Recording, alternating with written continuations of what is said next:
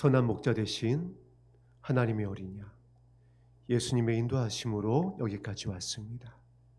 세상 끝날까지 함께하여 주신다 약속하여 주신 주님, 주의 성령을 우리의 마음에 부어 주시옵소서. 때를 어떤지 못 어떤지 이제 기도하기에 힘쓰는 나와 내 자녀를 위하여 간절히 주님의 이름을 부르고 있는 사랑하는 주의 백성을 향하신 아버지의 뜻을 이루어 주옵소서. 예수님 이름으로 기도합니다. 아멘. 함께 나눌 말씀 요한복음 8장 말씀입니다.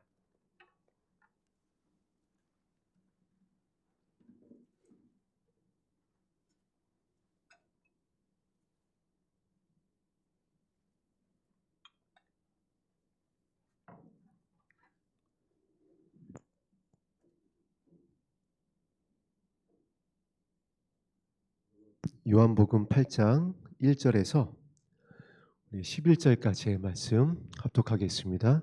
시작. 예수는 감나안 산으로 가시니라. 아침에 다시 성전으로 들어오시니 백성이 다 나아오는지라. 앉으사 그들을 가르치시더니 서기관들과 바리새인들이 음행 중에 잡힌 여자를 끌고 와서 가운데 세우고 예수께 말하되 선생이여, 이 여자가 간음하다가 현장에서 잡혔나이다. 모세는 율법에 이러한 여자를 돌로 치라 명하였거니와 선생은 어떻게 말하겠나이까? 그들이 이렇게 말함은 고발할 조건을 얻고자 하여 예수를 시험함이로라. 예수께서 몸을 굽히사 손가락으로 땅에 쓰시니 그들이 묻기를 마치 아니하는지라. 이에 일어나 이르시되 너희 중에 죄 없는 자가 먼저 돌로 치라 하시고 다시 몸을 굽혀 손가락으로 땅에 쓰시니 그들이 이 말씀을 듣고 양심의 가책을 느껴 어른으로 시작하여 젊은이까지 하나씩 나가고 오직 예수와 그 가운데 섰는 여자만 남았더라. 예수께서 일어나사 외에 아무도 없는 것을 보시고 이르시되 여자여, 너를 고발하던 그들이 어디 있느냐? 너를 정죄한 자가 없느냐? 대답하되 주여 없나이다. 예수께서 이르시되 나도 너를 정죄하지 아니하노니 가서 다시는 죄를 범하지 말라 하시니라. 아멘. 오늘 본문 말씀 가운데 보면 예수님께서 허리를 굽혀서 손가락으로 무엇인가 땅에 쓰신 장면이 기록되어 있습니다. 그래서 많은 신학자들과 목회자분들이 과연 무엇을 쓰셨을까? 나름 이제 기도하시고 감동받은 것을 나누십니다. 성경에서 무엇이라 기록하지 않았으니까 무엇이라 썼는지는 우리가 주님을 배우게 되는 날, 그날 정확하게 알 수 있을 것 같습니다. 궁금하신 분은 주님 만나뵐 때 물어보세요. 예수님 그때 어떤 걸 쓰셨나요? 예수님께서 분명히 대답해 주시겠죠. 저도 이제 말씀을 준비하면서 무엇을 쓰셨을까? 또 궁금한 겁니다. 도대체 무엇을 쓰셨길래? 아니 좀 가르쳐 주실 만하고 사도들이 나중에 이제 또 이렇게 사도행전이라든가 이후에 서신서에서 바울을 통해서라도 알려주셨으면 좋겠는데 어디에도 이제 그 이후에 어떠한 내용을 쓰셨는지 나와 있질 않습니다. 근데 저는 이걸 썼을 것 같아요. 처음에 쓰셨던 것은 하나님 사랑, 두 번째 쓰신 것은 이웃 사랑. 아마 이렇게 쓰지 않으셨을까 한번 추측을 해봤습니다. 왜냐하면 오늘 본문이 하나님 사랑과 이웃 사랑을 향한 예수님의 선포인 것입니다. 너희 중에 죄 없는 자가 먼저 돌로 치라. 저들은 율법을 가지고 나왔죠. 모세의 율법을 들고 나왔습니다. 예수님을 아주 단단히 시험에 들게 하려고 정말 테러를 맞고 이 질문을 한 겁니다. 모세의 율법에는 이러한 자는 돌로 치라 하였습니다.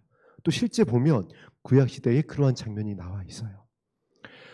율법의 완성이신 예수님이신데 정말 사람들이 이와 같습니다. 저와 여러분들이 사실 이와 같아요. 이스라엘 백성이 또한 그와 같았었습니다. 죽은 자를 살리고 예수님께서 광야에서 이스라엘 백성들을 살려주시고 만나 메추라기를 내려주시고 불기둥과 구름기둥이 세워져 있음에도 불구하고 이스라엘 백성들이 한 말이 있습니다. 그 마지막에 한 말이 무엇이냐면 우리 중에 하나님이 계시지 않습니다. 이것이었어요. 여러분 이 말이 되나요? 아니 지금 본인들 눈앞에 불기둥이 서 있고 구름기둥이 서 있잖아요. 그리고 그날 새벽에도 만나가 내렸잖아요. 그런데 하나님이 우리 중에 계신가? 이것이 이스라엘 백성입니다. 그것을 보면서 저와 여러분들이 한 번쯤은 굉장히 광분했을 것 같아요. 아니 어떻게 이럴 수가 있지? 이 패역한 이스라엘 백성 같으니라고. 이러니까 40년 광야에서 뼈가 묻혔지. 그런데 오늘 본문에서 어떻게 보면은 또 그와 같은 장면이 반복되고 있는 것입니다. 그리고 지금 이 마지막 때에 저와 여러분이 어떻게 보면은 또 그러고 있는지를 모르겠어요. 우리 중에 하나님이 계십니까? 그래서 1월 4주 동안 5주 동안 나눴던 말씀과 그리고 지난주에 나눴던 말씀, 오늘 또한 나누는 말씀이 한 가지입니다. 이 마지막 때에 진짜 우리가 우리 중에 하나님이 계십니까라고 저와 여러분들이 하나님을 향하여 원망하고 있는지 아니면 다른 은혜를 구하고 있는지, 하나님은 여전히 우리 가운데 계십니다. 하나님의 뜻은 어제나 오늘이나 변함없이 에덴에서부터 지금까지 영원히 하나님이 되어주시는 것이에요. 우리의 아버지가 되어주시는 것이고, 또한 우리를 하나님의 백성 삼으시는 것이 하나님의 뜻인 줄로 믿습니다. 그리고 예수님께서는 그 뜻을 이루기 위하여 오셨다라고 그랬어요. 나의 뜻은 한 영혼도 잃어버린 바 되지 아니하고 살리길 원하시는, 마지막 때 살리길 원하시는 그 아버지의 뜻을 이루는 것이 나의 뜻이다. 내가 온 이유다. 그래서 예수님께서 십자가를 지시기 전에 그것의 핵심을 가르쳐 주셨던 겁니다. 그리고 그 예를 지금 알려주고 계신 것입니다. 그리고 그것이 지금 우리가 올해 우리의 표어로 삼은 십자가를 엮는 신부의 예복이에요. 우리가 마태복음 26장을 통해서 나누었습니다. 예수님께서 나의 신부구나, 나의 자녀구나, 호령과 천사장의 나팔 소리가 울려 퍼질 때에 그 이름을 불러주실 그 영혼의 기준을 분명히 말씀해 주셨습니다. 지극히 작은 자에게 행했던 그들을 내가 하나님과 천사들 앞에서 시인할 것이다. 그들을 불러줄 것이다. 그리고 그 본을 지금 예수님께서 보이고 계신 것입니다. 예수님을 시험하러 온 자들을 향하여서 어떻게 보면은 지금 이 마지막 때에 신부되길 원하는 저와 여러분들을 향하여서 본을 보이고 계신 것입니다.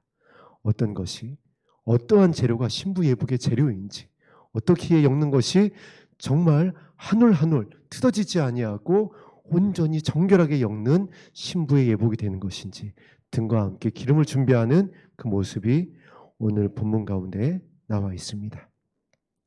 마태복음 26장에 있었던 그 지극히 작은 자에게 행한 것이 곧 나에게 행한 것이다. 내가 그를 시인할 것이다 라고 했었던 그 예수님의 말씀을 기억하시고요. 우리 요한계시록 14장으로 가보겠습니다.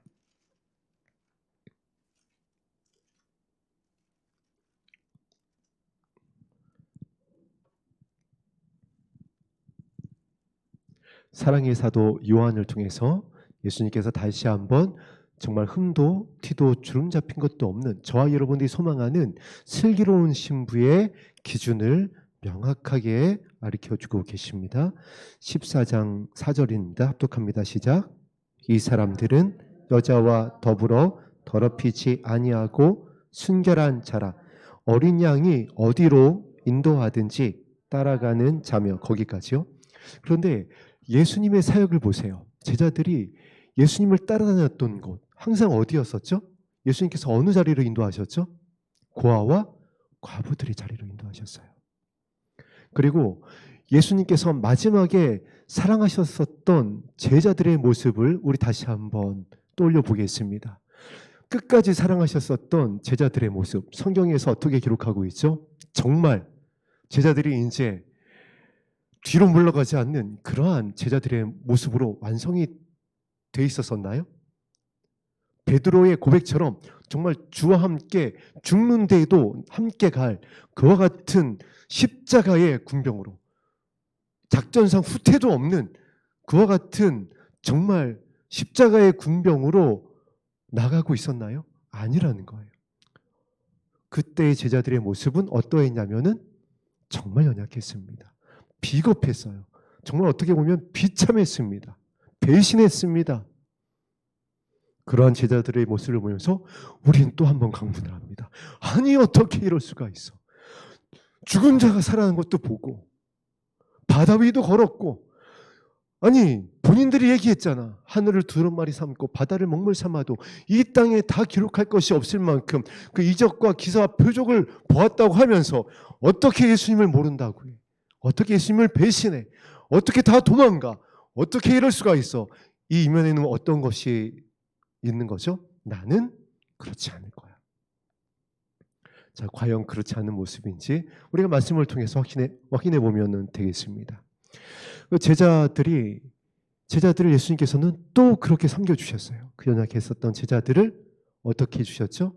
발을 씻기기까지 섬겨주셨습니다. 그렇게 본을 보여주셨어요. 이것이 예수님이 가셨던 길이었습니다. 다 아셨어요. 배반할 거, 자신을 팔 거, 다 도망갈 걸 알았지만 그들의 발을 씻겨주십니다. 그리고 14장 4절에 따라가는 자며 그 이후에 이와 같이 말씀합니다. 사람 가운데서 속량함을 받아 처음 익은 열매로. 이 사람들은, 예수 그리스도의 신부들은, 십자가로 신부의 예복을 준비하는 이 사람들은 사람 가운데서 속량함을 받은 자들이다. 그런데 예수님께서 어떠한 자들이 속량함을 받는다라고 주기도문을 통해서 가르쳐 주셨냐면 우리에게 죄 지은 자를 용서하여 준 것 같이, 우리에게 죄 지은 자를 용서하여 준 것 같이 우리의 죄를 용서하여 주옵소서. 이 기도를 가르쳐 주신 다음 예수님께서 이 부분에 대해서 부연 설명하여 주십니다. 이렇게 행할 것이다. 심판이 이와 같이 임할 것이다. 너희가 긍휼을 베풀면 너희가 긍휼의 은을 받을 것이다. 그러나 너희가 긍휼 없는 그와 같은 모습으로 모세의 율법으로 오늘 예수님을 시험한 이들과 같이 거짓 나사로 갖다가 종종 동요매어서 꼼짝 못하게 있었던 그와 같이 예수님께서 나사로를 향하여서 풀어놓아 다니라고 했는데 너희는 다시 엮어서 율법으로 엮어서 두려워하고 무겁게 하게 되어지면 너희들은 어떻게 되냐면은 용서받지 못하게 될 것이다. 용서한 자가 속량함을 받아 처음 익은 열매로. 이것이 십자가로 엮는 신부의 모습입니다. 이 열매로 하나님과 어린 양에게 속한 자들이니 할렐루야. 어린 양 예수 그리스도의 신부가 되어지는 것을 성경은 명확하게 말씀하고 있습니다. 반복적으로 말씀하고 있어요. 오늘 요한복음 8장 1절로 다시 돌아가겠습니다.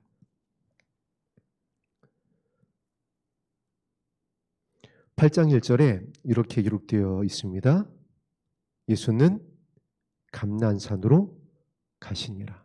이 감난산은 어떠한 산이냐면 예수님께서 기도하셨던 산이에요. 예수님께서 기도하시기 위해 자주 오르셨던 산입니다. 올리브산으로도 알려져 있죠. 그리고 이 감난산이 어떤 산이냐면은 사도행전 1장에 나와 있는 예수님의 승천하셨던 그 산이 바로 이 감난산입니다. 이 감난산에서 어떤 약속을 하신 것이죠? 너희가 본 그대로 다시 올 것이다. 그러면 이 말씀의 의미에는 무엇이 담겨 있을까요? 기도하는 자가 주를 보게 될 것이다. 할렐루야. 골방에서 기도하는 자, 오늘 이 자리에서 주님의 이름을 부르는 자, 오늘 이 말씀을 붙잡고 예수님의 신부가 되기 위하여 등과 함께 기름을 준비하기 위하여 고개를 들고 예수 그리스도의 마음을 구하는 자, 끝까지 사랑하기 위하여서 아버지의 뜻을 이루기 위하여 나와 내 자녀를 위하여 기도하는 그가 감난산으로 가셨던 예수님을 따라서 그 기도의 자리로 가는 자가 예수님께서 약속하셨던 영광의 승천의 그 자리에서 약속하셨던 대로 다시 오게 될 예수님을 보게 될 것입니다. 이 기도에 대해서 가르쳐 주신 것입니다. 예수님께서 감난산으로 가셨다. 예수님께서 어디로 가셨다. 이 성경에서 정말 중요한 말씀인데 의미 없는 말씀이 없어요. 감난산으로 가셨다라는 것은 기도하러 가셨다라는 것입니다. 무엇을 위해서 기도하셨을까요? 그 이후에 나오는 사건이 바로 우리가 너무나도 잘 알고 있는 가늠하다가 현장에서 잡힌 여인을 용서하는 내용입니다.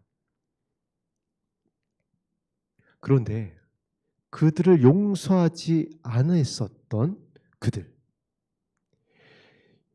서기관들과 바리새인들입니다. 참 이분들은 정말 많이 언급되죠.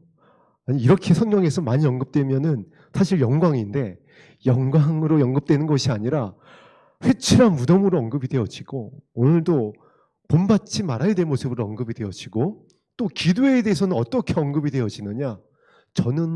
저들의 기도는 의롭다함을 받지 못했다. 도대체 본받을 것이 없는 자들이에요. 예수님은 감난산으로 올라가셨습니다. 이들도 막 기도했어요. 막 손을 높이 들고 하늘 우러러 영광스럽게 기도했습니다. 그런데 예수님께서 뭐라고 그랬죠? 저들의 기도는 내가 안 듣는다. 저들의 기도는 의롭다함을 받지 못하였다. 어떤 자의 기도가 의롭다함을 받는지 4절 말씀 합독합니다. 4절부터 합독하면서 확인해 보겠습니다. 시작. 예수께서 말하되 선생이여 이 여자가 가늠하다가 현장에서 잡혔나이다. 이런 자들의 기도는 응답을 받지 못한다라는 거예요. 율법적인 기도인 것입니다. 우리가 이제 예수님의 신부가 되기 원하는 저와 여러분들이 정말 이 부분을 주의해야 돼요. 정결하게 되어지고 흠이 없고 거룩하길 원하다 보니까 죄는 모양이라도 버리려고 하고 정말 생각이라도 죄로 짓지 아니하는 것은 귀한 마음의 중심입니다. 그것은 이제 나에게 적용시키면 되는 것이에요. 나에게 적용시키면 됩니다. 나를 불쌍히 여겨 주옵소서. 나는 죄인으로서입니다 하고 주님 앞에 그 마음을 가지고 엎드리면 되는 겁니다. 그런데 여기서 끝나지 아니하고 이것을 성경에서 이렇게 가르쳐주고 계시죠. 이렇게 하기 전에 자신에 있는 들보는 보지 못하고 이제 오늘 본문에 나와 있는 그 서기관들과 바리새인들처럼 이웃을 향하는 겁니다. 이웃의 죄를 향하는 거예요. 우리가 이 땅을 살아가면서 주님 오시는 그날까지 죄 짓지 아니할 자가 없습니다. 의인은 없나니 하나도 없다라고 그랬어요. 그런데 그들이 예수님께로부터 늘 책망받고 회칠한 무덤이라 하고 너희들은 의인의 기도가 아니다라고 했던 이들이 이렇게 가늠하다 현장에서 잡혀온 여인을 향하여 심판해 줄 것을 말하며 5절에 이렇게 예수님께 이야기를 하고 있습니다. 모세는 율법에 이러한 여자를 돌로 치라 명하였거니와 선생님은 어떻게 말하겠나이까. 이것이 여러분 얼마나 악한 거냐면은 계시록에 보면은요 사단이 똑같이 나옵니다. 이렇게 나와요. 사단이 죄 있는 사람들마다 그 죄를 가지고 와서 하나님 앞에 참소한다라고 그랬어요. 그래서 얼마나 참소를 많이 했는지 아예 성경에 사단을 향하여 참소하던 자, 끊임없이 참소하던 자, 욥을 참소했던 그 사단이 어제도 오늘도 변함없이 영원토록 변함이 없어요. 아담을 참소했었던, 하와를 참소했었던, 그렇게 해서 하나님과 불리하게 있었던 이 사단이 지금도 예수 그리스도의 신부들을 참소하여 넘어뜨리려 한다는 거예요. 근데 그 참소의 방법이 그리스도의 신부들에게 있어서 사실 다른 것이 이렇게 잘 먹히질 않아요. 왜냐하면 예수님의 신부들이 정말 정결한 신부, 정말도 빛을 들고 있는 신부들이 분별을 하고 있거든요. 그러니까 어지간해서는 웬만한 것으로는 이 참수에 먹히질 않아요. 어떤 참수가 먹히느냐? 바로 이 부분입니다. 죄에 대한 것이에요. 정죄에 대한 부분에서 등을 들고 있는 그리스도의 신부들이 자주 넘어져요. 왜냐하면 등을 딱 들다 보니까 죄가 보이는 거예요. 이웃의 죄가 보여요. 저거 죄인데? 저거 악한 건데? 저거 더러운 건데? 딱히 너무 잘 보인다는 겁니다. 명확하게 잘 보여요. 자, 이때 이제 이것을 어떻게 해결하는 것이 기름을 준비하고 있는 예수님을 따라가는 십자가로 엮는 신부이냐? 아니면 실족하여 넘어지는 서기관인가 바리새인들과 같이 되어서 회칠한 무덤이 되어지고 예수님께서 내가 너를 모른다고 정죄하는 그와 같은 어리석은 신부가 되느냐? 여기서 이제 갈리게 되는 것입니다. 그래서 예수님께서 제자들에게 이 부분을 사복음서를 통하여 죽음을 앞두고 십자가를 지시기 전에 강조하여 가르쳐 주셨던 것이고, 저와 여러분에게도 이 본문을 통하여 다시 한번 말씀하고 계신 것입니다. 분명히 이렇게 얘기하고 있죠. 그들이 이렇게 이 여인을 향하여 나아온 것은 예수님을 고발하고자 함이라. 예수님을 시험하고자 함이라. 사단이 이제 이와 같이 저와 여러분을 시험하여 넘어뜨리려 합니다. 정결한 예수 그리스도의 신부가 되어서 등을 준비하고 마지막 때가 되어지면 여러분 마음이 어떻죠? 일단 부모라면은 자녀를 향하여서 정말 이제 마음이 조급해집니다. 그리고 부모를 향해서, 친족을 향해서, 가장 가까운 이웃을 향해서, 맞아요, 가장 사랑하는 사랑을 향하여서 마음이 조급해져요. 어떻게 해야지? 저렇게 되면 저렇게 하다 남겨지면 어떻게 하지? 뭐 기도도 안 하죠. 정말 물질을 쫓고 있죠. 명예를 쫓고 있죠. 뭐 너무나 거룩하고는 거리가 멀어지는 것 같은 거예요. 마음이 조급한 겁니다. 사단이 그래서 이와 같이 우리의 그 마음을 이제 틈을 탄다는 거예요. 그때 예수님께서 쓰시는 겁니다. 이거는 제 추측입니다. 하나님 사랑이라고 이제 쓰시는 겁니다. 하나님의 사랑이 살린다는 겁니다. 할렐루야. 어떤 계명이 큽니까? 어떤 계명이 가장 중요합니까? 예수님 직접 가르쳐 주십니다. 이 어떤 계명이 가장 큽니까? 라는 것은 무슨 말씀, 어떠한 질문이냐면 어떻게 해야지 살 수 있습니까? 계명을 지키고자 하는 것은 무엇이죠? 살고자 함이에요. 그래야 영생을 얻으니까. 그래서 그 큰 계명을 지키면 살 거 아니에요. 그러니까는 그 계명을 가르쳐 주세요. 그러면은 내가 그 계명을 목숨 걸고 지켜서 반드시 영생을 얻는 그 결단을 하고 그 길에 서겠습니다. 이와 같은 마음으로 예수님께 질문을 한 것입니다. 그때 예수님께서 가르쳐 주셨죠. 하나님을 사랑해라. 두 번째 되는 계명. 그 첫째, 두 번째 지키면은 다 지키는 거잖아요. 두 번째 계명은 무엇이라고 나와 있죠? 이웃을 사랑해라. 할렐루야. 그와 같이 되기를 원하는 분들이 오늘 이 자리에 모인 줄로 믿습니다. 인터넷으로 유튜브를 통하여 함께 예배하고 있는 우리 성도님들도 그와 같이 되기를 주님의 이름으로 축복합니다. 그래서 예수님은 율법의 완성입니다. 예수님은 사랑의 왕이시며 율법의 완성이신 거예요. 정죄를 하고자 왔습니다. 맞아요. 성경에서는 그것은 죄다. 그렇게 하면 죽는다. 그것은 악한 것이다. 그렇게 하면 하나님과 분리된다. 등을 들다 보니까 너무나도 많은 죄들이 보여요. 많이 조급해져요. 그러나 그 모든 것을 이기고 깨뜨리고 승리하게 하는 것은 무엇이라고요? 하나님의 사랑이라는 것이에요.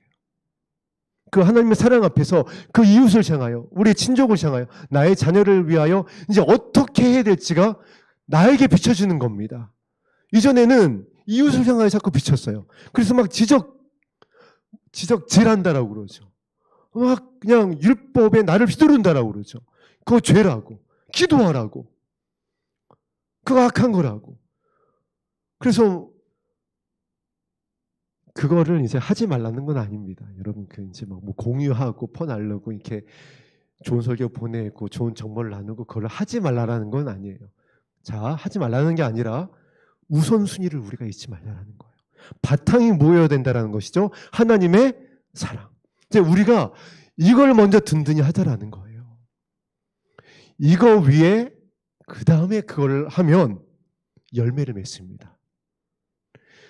이게 되면 성령의 단비가 내려져요.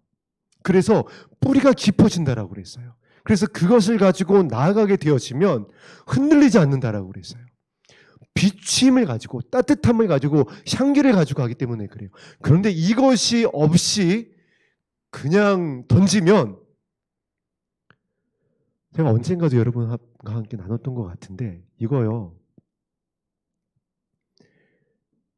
그 날을 기름 윤활유가 없이 그 날을 돌리게 되어지면요, 날이 안 될 뿐만이 아니라 날이 그냥 망가져 버려요.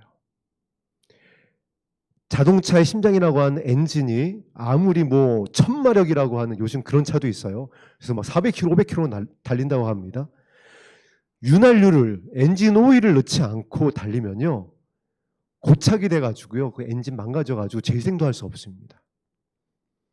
엔진의 냉각작용, 윤활작용을 통해 가지고 엔진의 힘을, 달릴 수 있는 힘을 내는 거예요. 우리가 영혼을 살릴 수 있는, 그래서 그를 정말 죄로부터 딱 끊어낼 수 있는 이 좌우의 날성공과 같은 하나님의 말씀과 사랑으로 그 영혼을 향한 하나님의 뜻을 이루기 위해서는 이 하나님의 사랑 가운데 부어진 기름 부음을 가지고 나가야 된다는 거예요. 그런데 우리가 그동안은 이것이 없이 조급하니까 그냥 막 던졌던 겁니다.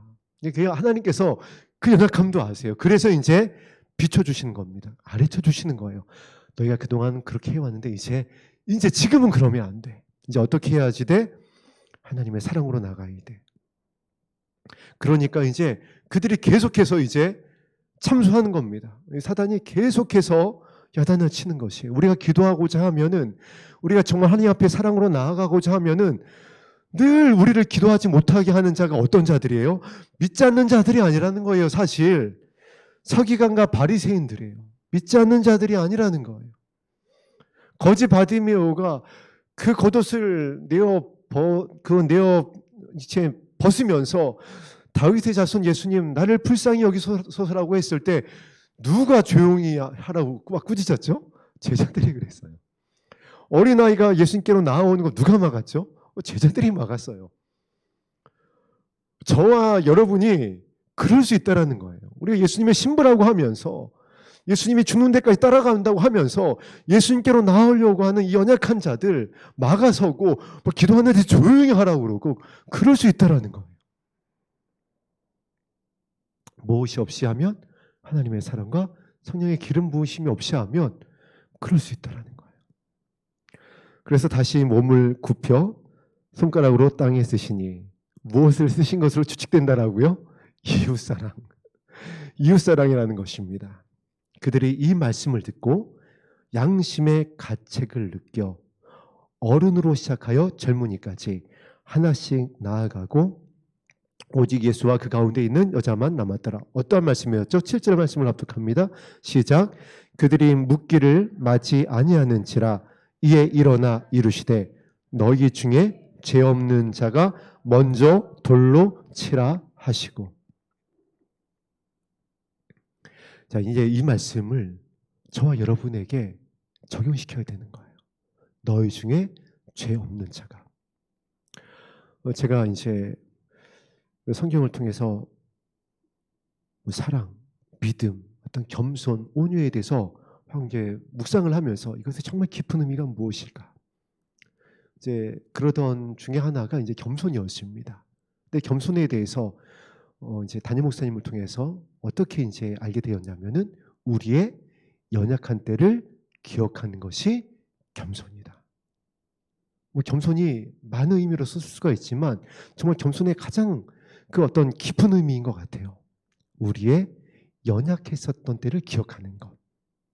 그 하나님께서 이스라엘 백성을 향하여 이렇게 부탁하셨습니다. 너희의 나그네 됐던 때를 기억해라. 그런데 지금 이스라엘 백성이 기억을 못하고 있어요. 교만해졌어요. 내가 서기관과 바리새인으로 이런 죄도 짓지 않고 저런 죄도 짓지 아니하고, 서기관과 바리새인이 될 수 있었던 것, 이들이 택함을 받을 수 있었던 것, 이들이 완전해서인가요? 아니잖아요. 하나님께서 먼저 사랑하여 주셨으니까, 하나님께서 먼저 은혜를 베풀어 주셨으니까. 이들이 얼마나 많이 배역했어요. 얼마나 패역한 자들이었어요. 그러나 이들에게 하나님께서 얼마나 많은 선지자들을 보내셨고, 암탉이 그 병아리를 품듯이 얼마나 많이 품어주셨어요. 그래서 그들이 살았잖아요. 그들이 그래서 서기관과 바리새인이 되어졌는데, 그들이 연약했던 때를 잊어버리고 어떻게 하는 거죠? 교만해서 청죄하고 있는 겁니다. 저와 여러분이 어떤 은혜로 오늘 이 자리에 왔나요? 중보자 되시는 예수님의 기도가 아니었다면, 십자가에서 확증하신 그 아버지의 사랑이 아니었다면, 그리고 우리 믿음의 선진들의 정말 눈물 흘리는 기도가 아니었다라고 한다면, 요즘 나라와 민족이, 요즘이 아니죠, 정말 하나님이 보호하사 우리나라 만세입니다. 이승만 대통령, 이 건국 대통령께서 여러분 이 땅을 재헌국회 때 낭독했었던 기도문 여러분 기억하시죠? 정말 눈물로 세운, 하나님의 은혜로 세운 이 나라입니다. 이렇게 많은 믿음의 선진들의 눈물의 기도가 아니었으면 우리가 이 자유 대한민국 가운데에서 이렇게 하나님을 영광스럽게 예배할 수 있었겠냐라는 거예요. 오직 은혜예요. 그런데 이것을 잃어버리고 등을 좀 들었다고, 뭐가 좀 보인다고, 뭘 좀 받았다고, 내가 뭘 좀 이루었다고, 그 모든 은혜로 인하여서 감당한 것인데 뭐 좀 내 이름이 드러났다라고 그래가지고 그렇지 못한 연약한 자들을 향하여서 우리가 어떻게 했냐라는 거예요. 지금 어떻게 하고 있냐라는 거예요.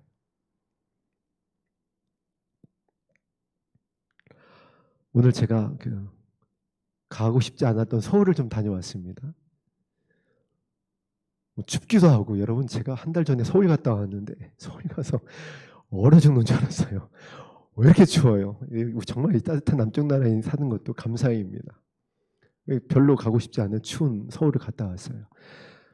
왜 갔다 왔냐면은 며칠 전에 제 막내 아들 영찬이가 갑자기 부탁을 하는 겁니다.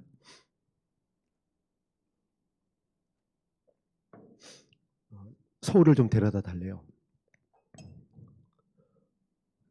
왜 서울을 갈 일이 생겼냐 하니까, 제가 말씀드렸던 그 막내 영찬이의 여자친구를 데리고, 여친을 데리고 서울에 놀러 갔다 오겠다라는 겁니다. 어딜 갈래 했더니 아쿠아리움을 가겠대요. 코엑스에 있는 아쿠아리움을 갈 거니까 거기 좀 데려다 줄 수 있어요? 이렇게 이제 부탁을 하는 겁니다. 목사님께 이제 특별 반차라고 해야 되나요? 이제 부탁을 드려서 허락을 받고 오늘 데려다 주고 왔습니다. 근데 오늘 아침에 제가 그 여자친구를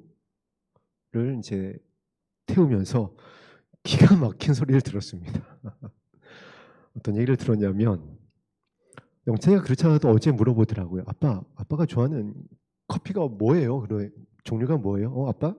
카페라떼하고 카푸치노하고 모카 좋아해. 이렇게 갑자기 물어봐서 얘가 커피를 사주려나? 그랬더니 다 이유가 있었습니다. 그 여자친구가 차에 타더니 저한테 커피를 주는 거예요. 모카 커피를 줍니다. 그런데 그냥 주지 않고 뭐라고 하면 되냐면, 아버님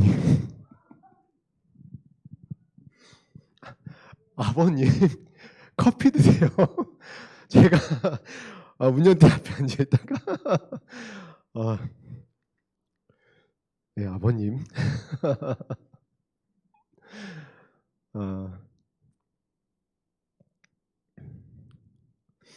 곧 여러분에게 제가 뭘 돌릴 수도 있습니다.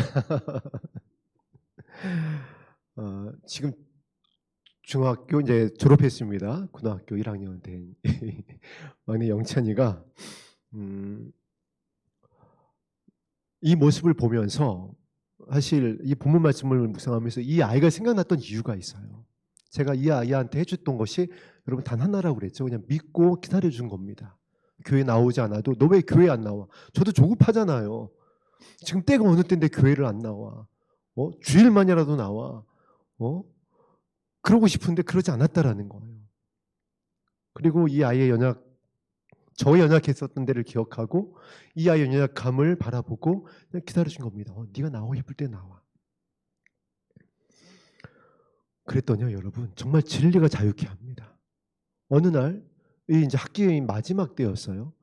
얘가 이제 자꾸 학교를 안 나가는 겁니다. 학교를 자꾸 안 나가요.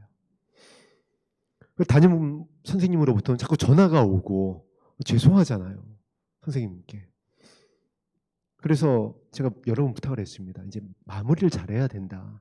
그래도 이제 가르쳐 줄 건 가르쳐 줘야 되잖아요. 이제 일주일만 나가면 이제 요즘은 종업식과 더불어 사실 졸업이에요. 그래서 이제 마무리니까 학교를 꼭 나갔으면 좋겠다. 그래 또 안 나간 겁니다. 선생님한테 또 전화가 왔어요. 너무 죄송한 겁니다. 그래서 이제 이 아들한테서 미안했는데 전화가 왔어요. 막내한테서. 전화가 왔을 때 제가 이제 화가 나서 얘한테 욕을 했어요. 그렇다고 해서 막 화를 낸 게 아니라 이제 어떻게 보면 자유함의 욕입니다.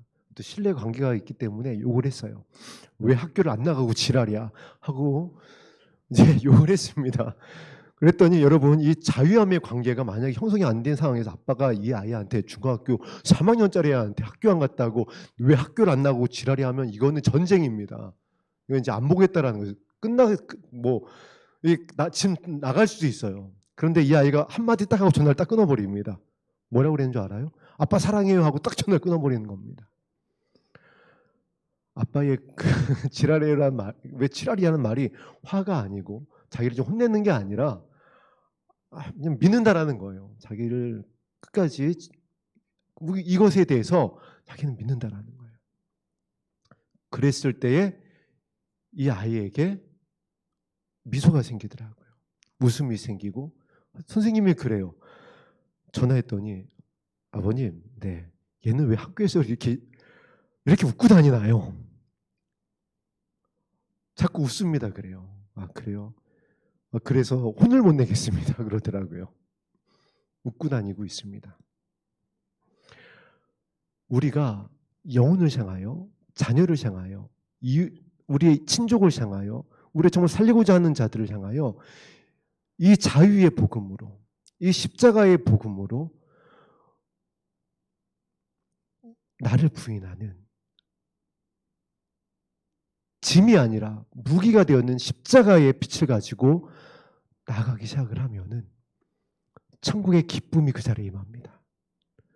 빼앗아갈 수 없는 하늘의 평강이 임하고요. 그래서 웃게 되는 거예요. 그래서 평안하게 되는 것이고요. 그래서 영광이 나타나는 것입니다.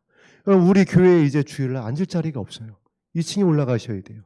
만일 이제 주일날 오시던 가정들이 어느 한 날 빠지지 않고 다 약속일을 한 듯이 다 올리면은요, 2층도 부족할 수 있어요. 우리가 교회 광고했나요? 우리가 나가서 전도했나요? 그런데 왜 이렇게 성도님들이 오시죠? 단 하나입니다. 여러분, 저와 여러분들이 이 길 가운데서 순종하며 왔어요. 3년 동안, 3년여 넘게 이 단 하나를 가지고 우리가 순종하면서 왔잖아요. 영혼을 향한 아버지의 뜻을 이루시옵소서. 나를 드리는 예배의 자리에서 2시간, 3시간 잠잠히 머물면서 다른 은혜 구하지 아니하고 다른 필요를 구하지 아니하고 오직 주의 얼굴을 구하면서, 정말 우리가 이 자리에서 들었던 말씀이 다른 말씀이 아니에요. 예언의 말씀이 선포되어져서 누가 고침을 받을 것입니다. 누가 이제 문제 해결을 받을 것입니다. 무엇이 이제 열릴 것입니다. 이런 거 없었어요. 뭐가 보였습니다. 뭐가 열렸습니다. 뭐가 내려오네요. 이런 거 전혀 없었어요. 그런데 왜 이렇게 이제 이 교회 가운데에 하나님께서 영혼들을 채우시고 보내실까요? 감난산으로 올라갔기 때문인 줄로 믿습니다. 우리의 마음을 새롭게 하는 그 말씀 가운데 순종되어졌기 때문에, 우리가 등과 함께 기름을 채워가고 있기 때문에 아버지께서 연약한 자들을 보내고 계신 거예요. 이제 그들을 어떻게 해야 되죠? 우리의 연약한 때를 기억하며 그들을 섬겨야 됩니다. 그럼 그들이 하나님을 향하여 이제 어떻게 고백을 하게 되는 거죠? 나의 하나님, 나의 아버지요.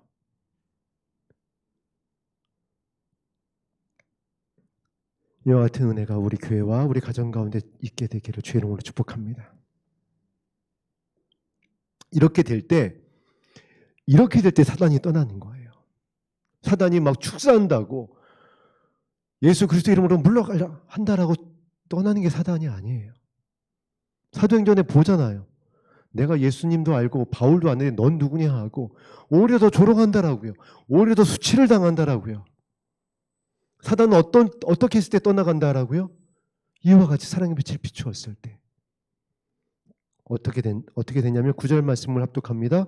그들이 이 말씀을 듣고 양심의 가책을 느껴 어른으로 시작하여 젊은이까지 하나씩 하나씩 나가고 오직 예수와 그 가운데에 섰는 여자만 남았더라.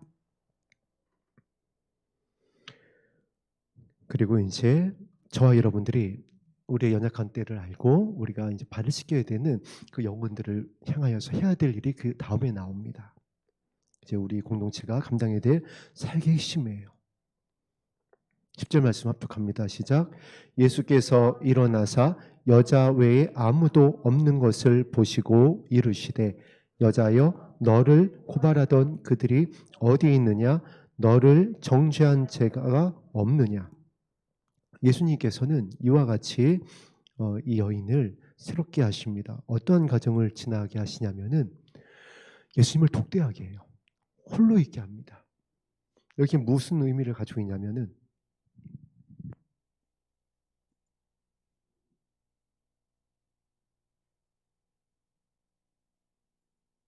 우리가 그동안 이렇게 이제 걸어왔었던 우리의 어떤 예수님을 따르면서 우리가 해결해야 하지 못했었던 모습이 담겨져 있어요. 우리는 드러내는 걸 좋아했어요.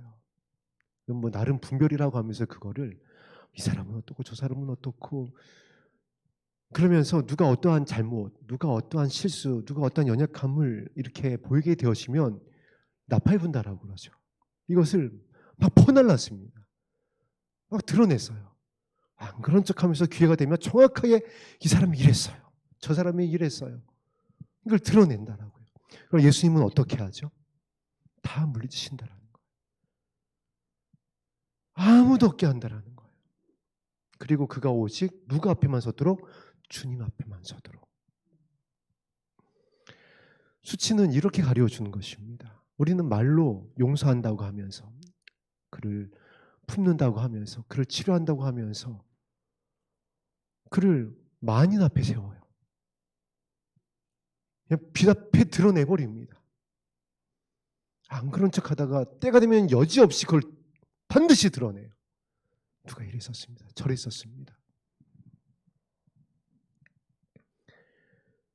그러나 예수님께서는 연약한 자를 향하여 겸손한 자를 향하여 정말 감난산으로 올라가서 십자가로 신부의 복을 엮는 저와 여러분들을 향하여 어떻게 해야 되는지 등을 들고 있는 신부들이 기름을 어떻게 채워야 되는지를 10절 말씀을 통하여 정확히 알려주고 계십니다.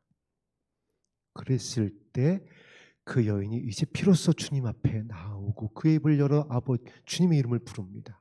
근데 우리가 이렇게 하지 못하게 했다라는 거예요. 수치를 드러내고 정죄하고 하니까 막 다시 동요 매고 율법으로 나아오니까 무서워서 겁이 나서 부담돼서 어디 하나님 앞에 나오겠어요? 기도하겠어요? 그 믿음 가지고 하나님 앞에 나올 수가 없는 거예요. 그런데 예수님과 같이 있을 때에 이제 이 여인이 입을 엽니다.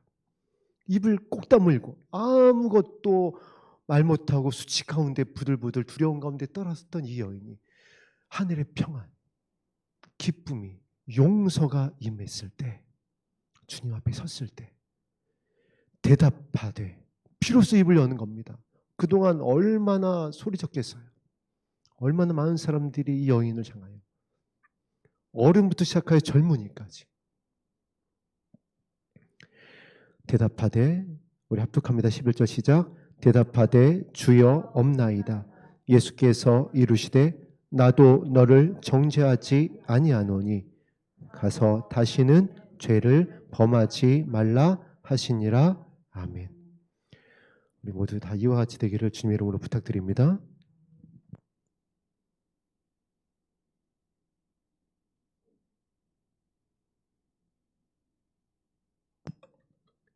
이것이 계시록 14장에 나와 있는 처음 익은 열매에 되는 신부들의 모습입니다. 그리고 마태복음 26장에 나와 있는 지극히 작은 자들을 주님께서 내가 그들을 안다 하고 있었던 지극히 작은 자를 섬기는 자들의 모습이에요. 나도 너를 정죄하지 아니하노니. 자, 여러분, 예수님께서 십자가에서 했었던 가상칠언의 그 내용 중에 그 기도를 기억하실 것입니다. 나도 너를 정죄하지 아니하노니. 아버지요, 저들이 하는 죄를 알지 못합니다. 저들의 죄를 용서하여 주시옵소서. 그리고 이 기도를 듣고 누가 돌아오죠? 우편강도가 돌아옵니다. 메시아임을 깨달아요. 그 전까지는 욕했어요. 좌편강도와 다를 바가 없었습니다. 그런데 용서의 기도를 듣는, 나도 너를 정죄하지 않으니 다시는 가서 죄를 범하지 말라, 저들의 죄를 용서하여 주시옵소서라고 하는 이 용서의 기도를 듣고 우편강도가 돌아옵니다. 이 연이 돌아옵니다. 여러분 자녀를 돌아오게 하고 싶으세요? 여러분의 이웃을 돌아오게 하고 싶으세요? 이렇게 기도하세요. 이렇게 섬기세요. 이렇게 본을 보이세요. 그러면 돌아옵니다. 돌아오지 말라고 해도 돌아와요. 왜냐하면 영원을 향한 아버지의 뜻을, 아버지의 말씀대로 순종했었던 주의 백성을 통하여 반드시 이루실 것이기 때문에 그렇습니다. 순종이 제사보다 낫습니다. 듣는 것이 수양의 기름보다 낫습니다. 할렐루야. 아무리 사울이 왕이었어도, 전쟁에 승리를 했어도, 아무리 이것저것 핑계를 댄다고 하여도 순종이 제사보다 낫습니다. 오늘 이 말씀에 순종함으로 이제 우리가 옳다 인정을 받는 예수 그리스도의 신부로 주님 앞에 서게 되기를 간절히 주의 이름으로 축복합니다. 아멘. 오늘 함께 드렸던 찬송 310장 찬송 드리겠습니다.